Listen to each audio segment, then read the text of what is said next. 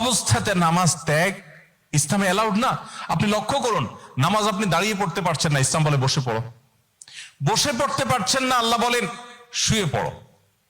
শুয়ে শুয়ে আপনি হাত পা নাড়াতে পারছেন না, ইসলাম আপনাকে নির্দেশ করছে মনে মনে তুমি নামাজ আদায় করো। আপনাকে ওযু করে নামাজ পড়তে হবে, ওযু করতে পারছেন না, ইসলাম বলে তুমি তায়াম্মুম করো।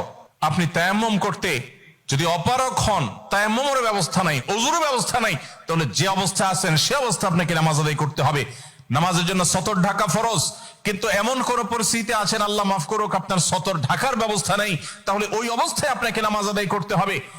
আপনি যদি এমন কোন পরিবেশে থাকেন যেখানে আপনার পবিত্র কাপড় থাকা নামাজের জন্য পূর্ব শর্ত, অথচ আপনার কাছে পবিত্র কোনো কাপড় নাই, তো ইসলাম ওই অবস্থা আপনাকে নামাজ পড়তে বলে।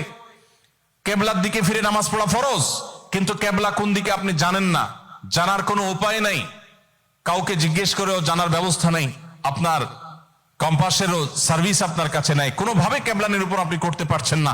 এই রকম পরিস্থিতিতে অনুমান করে এই দিকে কেবলা হতে পারে ধারণা করে সেই দিকে ফিরে নামাজ পড়তে হবে, তারপর আপনাকে নামাজ আদায় করতে হবে।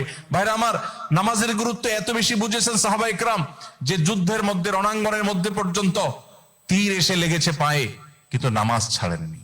ওমর রাদিয়াল্লাহু তাআলা আনহু খলিফাতুল মুসলিমিন, তিনি বলেছেন লা হাজ্জা ফিল ইসলাম লিমান তারাকাস সালাহ, যে ব্যক্তি নামাজ ছেড়ে দেয়